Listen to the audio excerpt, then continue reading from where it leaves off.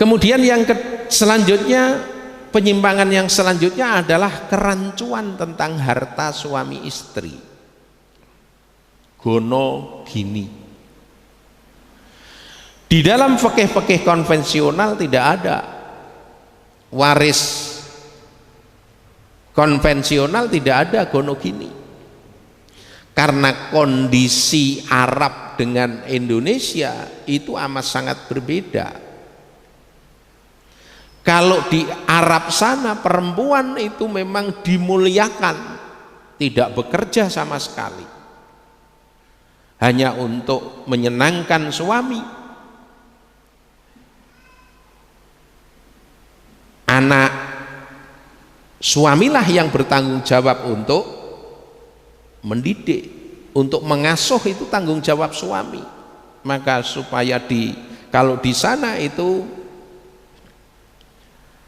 digaji pengasuh, kemudian sampai menyusukan anak, itu juga tanggung jawab suami. Maka di sana sudah menjadi kebiasaan ketika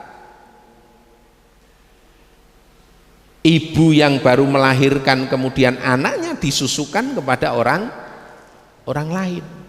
Nah, itu kebiasaan di sana seperti itu.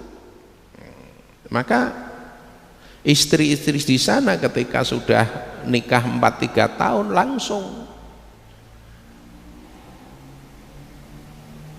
berubah menjadi dunianya dunia XXL, menjadi mendadak. Nah, makanya di sini berbeda. Di sini menjadi sirkah. Sirkah itu adalah kebersamaan di dalam mencari nafkah. Suami suami mencari nafkah di luar, istri juga bekerja di rumah. Nah, apa dianggap bahwa istri yang di rumah ngurus anak, olah-olah, umbah-umbah itu tidak bekerja? Nah, inilah kemudian muncul fikih Indonesia yang menyebutkan gono gini. Meskipun gono gini ini belum disepakati apakah separuh-separuh atau segendong sepikulan, itu tidak disepakati. Nek segendong sepikulan itu pada konteks bakul warung itu banyak yang berperan istri. Itu nek konteks nilai itu langsung lanang sepikul wedok segendong, itu kalah dia istri. Maka itu tidak dipatenkan lanang seberapa wedok seberapa, itu menjadi kebijakan internal, kebijakan kasuistis. Ini kerancuan gono gini. Ada juga di masyarakat yang muncul lebih-lebih di publik figur itu ketika pernikahan baru 2-3 tahun itu muncul tuntutan gono gini. Di artis-artis kan begitu. Nah, ini kerancuan. Lah gono gini itu adalah harta yang didapat sesudah adanya pernikahan. Kalau sebelum pernikahan itu masih harta bendanya masing-masing, harta waris yo milik masing-masing. Harta hadiah sekalipun itu hadiah untuk dirinya, itu masing-masing. Wes sebagai suami istri mendapatkan warisan dari orang tua, baik itu sebelum pernikahan atau sesudah pernikahan. Kalau harta waris itu adalah milik masing-masing, tidak terkait dengan harta gono gini. Ini kerancuan yang muncul di masyarakat. Kemudian yang parah lagi adalah menunda pembagian waris. Tidak sedikit keluarga yang ketika meninggal dunia orang tuanya, orang tua laki-laki, kemudian ditunda mesake wong ibu isi ono. Karena ibuke kuwi usianya panjang, anaknya sudah ada yang meninggal dunia, bahkan cucunya sudah ada yang meninggal dunia, warisan belum dibagi. Yang parah lagi adalah ketika meninggal dunia pada usia muda, masih memiliki anak kecil, harta tidak diwaris, akhirnya menjadi nanti sang suami ataupun istri kok menikah lagi, itu menjadi campur aduk, harta itu menjadi tidak jelas. Nah, maka seyogianya warisan itu dibagi segera sesudah meninggal dunianya pewaris. Munculnya Brontoyudo, keluarga antar keluarga, saudara dengan saudara ini berkelahi karena tadi terlalu lamanya pembagian waris. Insya Allah kalau waris itu dibagi sesudah bapak ibunya meninggal beberapa hari, itu suasana batin itu masih lekat kepada almarhum. Cuma orang Jawa itu bilang tanai urung garing kok wis podo bengkerengan bagi waris. Ini justru menghindari bengkerengan dengan pembagian waris sebelum lama. Kemudian bagi waris menurut adat. Adate Minang umpamane wong wedok diluwih akeh, sini wis bagi separunan saja. Nah, ini dibagi sama saja. Itu kalau waris tidak boleh, kecuali yang mendapatkan banyak itu yang meminta. Umpamane laki-laki. Kalau laki-laki itu kan di dalam Al-Qur'an lidzakari mislu hadil unsayain. Laki-laki mendapatkan 2 bagian dari perempuan. Maka boleh dibagi sama, tapi itu atas permintaan pihak laki-laki. Kalau permintaannya perempuan kemudian laki-laki tidak ridho, itu haram. Permintaan laki-laki pun itu seyogianya dibagi dulu. Kemudian kalau ini membagian seperti ini loh dapatnya segini. Nah, kono entuke loro iki sekian. Lah priye kira-kira bagi rata bae mek kebersamaane ben ono. Itu kudu dibagi dhisik. Kalau langsung itu seakan-akan meninggalkan pembagian yang diatur oleh Al-Qur'an. Kemudian yang tidak kalah pentingnya adalah hibah, wasiat, campur waris. Contone le kowe engko nek Pak gawe omah kae lho, kono sing ngarep kono kae gawenen omah.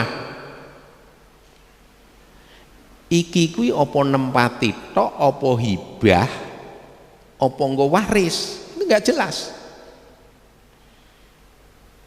Le kowe engko nek wis nikah, lah kowe tak wehi iki mbek kene. Lah engko nek aku mati, kowe manggono kene, sing barep engko kae lambe mbek kono, sing bontot nganggo omah sing gedhe iki. Ini banyak di masyarakat seperti itu. Ini artinya apa? Ini adalah Pak Kondo hibah ora diberikan, Pak Kondo wasiat kok karo ahli waris, padahal wasiat kanggo ahli waris ora entuk.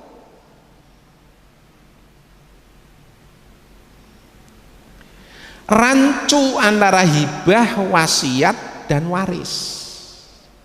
Oleh karenanya kita lihat perbedaan waris, hibah dan wasiat. Waktu akad dan penyerahan itu kalau waris akate kudu wis mati, penyerahannya juga wis mati. Tapi kalau hibah akad itu masih hidup, pemberiannya juga penyerahannya masih hidup. Beda kalau wasiat. Wasiat akadnya kui masih hidup tapi memberikannya sesudah meninggal dunia. Itu kalau wasiat. Kemudian penerima, kalau waris itu harus ahli waris, bukan yang lain. Kalau hibah itu siapa saja, boleh ahli waris, boleh non ahli waris, boleh yayasan, boleh umat, itu hibah. Kalau wasiat, penerimanya asal bukan ahli waris. Jadi nek ono wasiat iki nggo nek aku mati kene nggo kowe le, itu batal demi hukum karena tidak boleh untuk ahli waris. Lah nek wasiat kanggo ahli waris tapi ahli waris yang mengkone terhijab krono sebab ahli waris lain sehingga ahli waris yang satu itu tidak mendapat, itu boleh meskipun dia ahli waris tapi pada saat bagi warisan tidak mendapatkan. Contoh, ada seorang yang memiliki anak laki-laki dan anak perempuan cukup kaya, anak laki-lakinya ada di luar kota, kemudian anak perempuannya bersama mengikuti suaminya masih dalam satu kota. Dia di rumah sendiri ditemani oleh saudara perempuannya. Saudara perempuan itu ahli waris tapi eksternal, ring ketiga. Kalau orang ini meninggal dunia, maka hartanya semuanya masuk ke anaknya, karena anaknya ada yang pihak laki-laki. Kalau laki-laki, anak itu yang laki-laki adalah asobah, perempuan mengikuti laki-laki menjadi asobah bersama-sama. Artinya semua warisan itu masuk ke anak laki-laki. Nah, saudara perempuan yang bersama-sama dengan dia itu nek diwaris model seperti itu tidak mendapatkan apa-apa. Maka disinilah atas prakarsa dari pewaris itu memberi wasiat.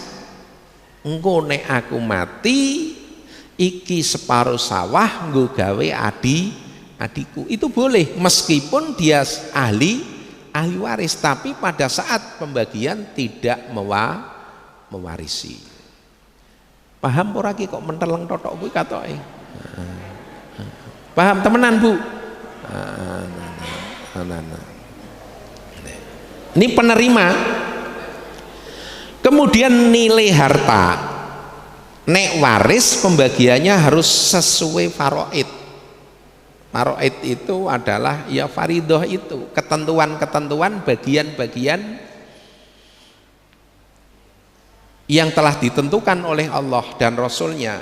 Sedang hibah itu bebas. Nek wasiat maksimal 1/3. Lah terhadap pembagian nilai harta ini, ada seseorang yang meninggal hampir mati atau sakit yang parah meskipun masih hidup, tapi kemudian mau hibahkan.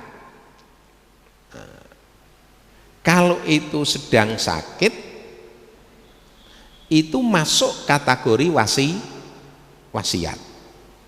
Jadi orang itu kemudian donge wis loro koki, terus iki harta saya semuanya untuk anak saya ini, tidak boleh.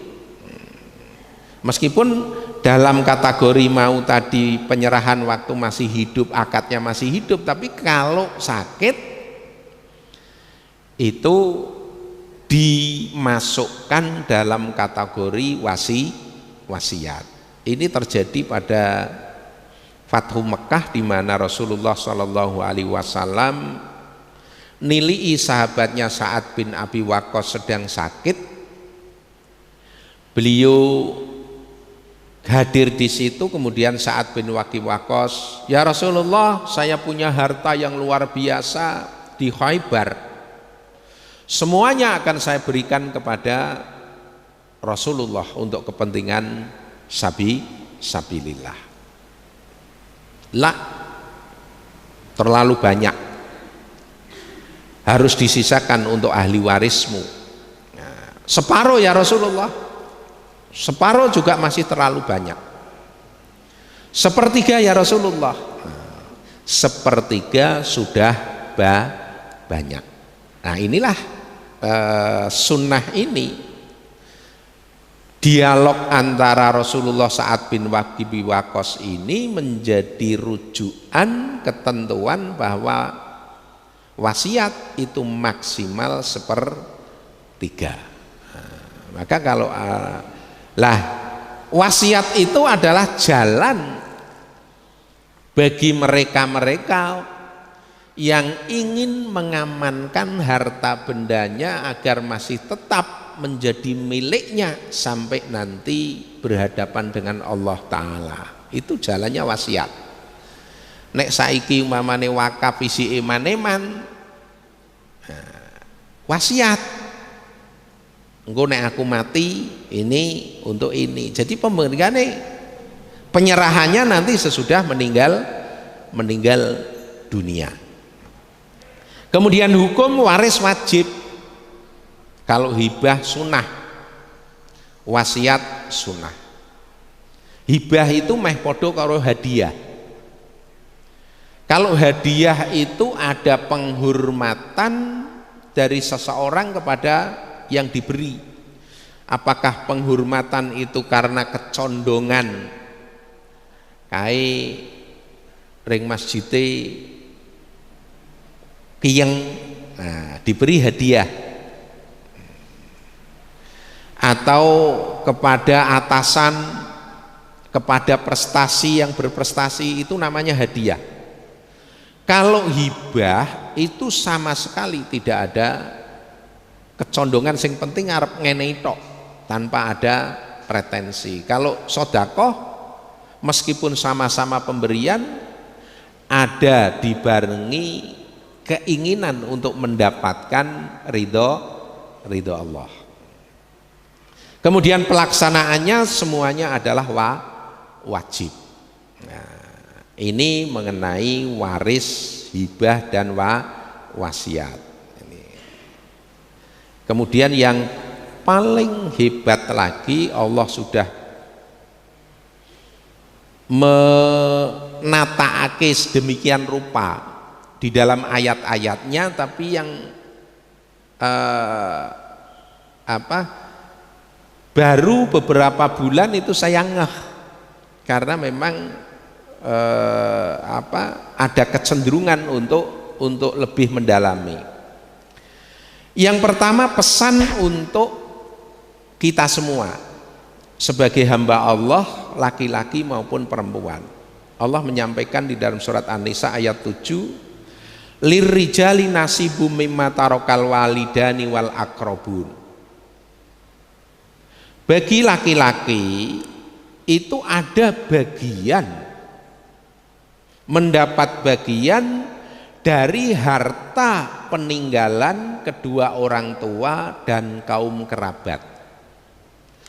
Walin nisa'i nasibum mimma tarokal walidani wal akrobun, dan juga bagi wanita-wanita itu mendapat bagian dari peninggalan kedua orang tua dan kaum kerabat. Mimma qalla minhu au kasura, baik peninggalan yang didapat itu sedikit atau banyak, nasibam mafruḍa, itu bagian sudah ditentukan oleh Allah. Artinya Allah memberi pesan bahwa waris yang ditentukan oleh Allah itu agar supaya diridhoi. Jangan sampai tidak ridho kepada ketentuan Allah. Orang yang tidak ridho terhadap ketentuan Allah akan dicabut keberkahan dari kehidupannya. Nah, ini pesan ini buat kita semua. Yang kedua, pesan yang diperuntukkan kepada orang yang diminta untuk membagi warisan. Ini juga sering terlewatkan. Wa idza hadaral qismata, apabila pembagian waris dilakukan, kok hadir ulul kurba wal yatama wal masakin, kaum kerabat, yatim piatu, orang-orang miskin, farzukuhum minhu, maka berilah rizki dari harta peninggalan itu, wa qulu lahum qaulam ma'rufa, dan katakanlah kepada mereka dengan pernyataan-pernyataan yang baik. Ini adalah supaya kebijakan orang yang diminta untuk membagi waris, karena kaum kerabat yang tidak mendapatkan warisan itu punya akses kedekatan kepada pewaris yang meninggal dunia. Contoh tadi, kalau yang saya contohkan tadi, adik perempuan yang bersama-sama ngancani nalika sakit, kok pewaris ora sempat wasiat, maka dia tidak mendapatkan apa-apa kalau itu menggunakan cara ilmu waris hakiki. Maka untuk supaya mendapatkan bagian adalah menggunakan hak yang diberikan oleh Allah kepada orang yang diminta untuk bagi warisan. Maka sebaiknya sing bagi warisan itu orang yang punya kebijakan tinggi dan juga orang yang mengetahui situasi dan kondisi keluarga. Sebagai satunya contoh, ada orang bagi warisan anak laki-laki, anak perempuan. Kemudian ada anak perempuannya yang barep sudah meninggal dunia, punya anak-anak. Padahal sing barengi karo almarhum. Kalau dibagi waris, ini cucu perempuan itu tidak dapat. Karena dia bukan ahli waris, cucu dari perempuan itu tidak dapat. Kalau cucu laki-laki dari anak laki-laki, cucu perempuan dari anak perempuan, ini kalau anak semuanya sudah hilang itu masih dapat. Tapi kalau cucu dari anak perempuan itu tidak mendapatkan warisan. Lah disinilah diberi peluang oleh ayat Al-Quran untuk memberikan, karena sebenarnya waris itu adalah akrob li akrob, memberikan bagian kepada yang paling dekat kepada pewaris orang yang meninggal dunia. Kemudian yang ketiga, ini pesan ini adalah untuk pewaris orang yang meninggal dunia, karena seandainya kok orang itu mengetahui akan meninggal dunia mesti akan sedekah kabeh. Mulane laula akhortani ila ajalin qarib fa as-saddaqa wa akum minas sholihin. Ya Allah, seandainya panjenengan kerso berkenan untuk menunda kematian, kami pasti akan bersodakoh wa akum minas sholihin, aku pak dadi wong soleh. Lah maka kanggone orang yang akan meninggal dunia itu supaya ini wal yahsyal ladzina law taraku min khalfihim dzurriyyatan di'afan, dan hendaklah takut orang-orang seandainya meninggalkan anak keturunannya dalam kondisi lemah, khafu alaihim, khawatir akan kesejahteraan mereka, maka hendaklah bertakwa kepada Allah, wal yaqulu qaulan sadida, dan berkatalah dengan pernyataan-pernyataan yang benar. Orang kemudian nek ana pak mbagi warisan aku do ngatok, maune ora tau do nglebat sithik, sithik-sithik. Kemudian yang keempat itu untuk semuanya, pesan untuk semuanya, innal ladzina ya'kuluna amwalal yatama dzulman, sesungguhnya orang-orang yang memakan harta anak yatim secara zalim, innama ya'kuluna fi butunihim naro, sesungguhnya hanyalah ia memakan di dalam perut-perutnya adalah bara neraka, wasayaslauna sa'iro, dan akan dimasukkan ia di dalam neraka yang menyala-nyala. Jadi ayat yang ketujuh yang pertama itu untuk semua supaya ridho. Ayat yang kedua yang nomor ayat 8 An-Nisa itu diberikan untuk orang yang diminta membagi warisan. Kemudian ayat yang ketiga nomor 3 ayat ke-9 adalah untuk orang yang punya harta. Kemudian yang keempat ayat yang ke-10 adalah untuk semuanya memakan harta, khususnya yatim. Karena saya ceritakan tadi, pertama ada orang yang meninggal dunia anaknya masih kecil ya, umumnya kan begitu, ketika harta benda masih dikuasai oleh salah satu pihak tapi tidak diwaris sekalian, itu biasanya langsung ikhtilat, campur dengan harta nanti, lebih-lebih ketika akan nikah lagi, sehingga hartanya anak yatim itu menjadi tidak jelas yang mana. Nah ini umum di dalam masyarakat seperti itu, karena tidak langsung dibagi sehingga bercampur. Makanya ketika kewarisan itu ya langsung harus dibagi. Nah, saya kira itu masih jani satu sesi rukun waris dan lain sebagainya dan ahli waris itu masih banyak. Ini sudah jam 7 lebih, monggo kalau ada yang ingin ditanyakan monggo silakan. Ini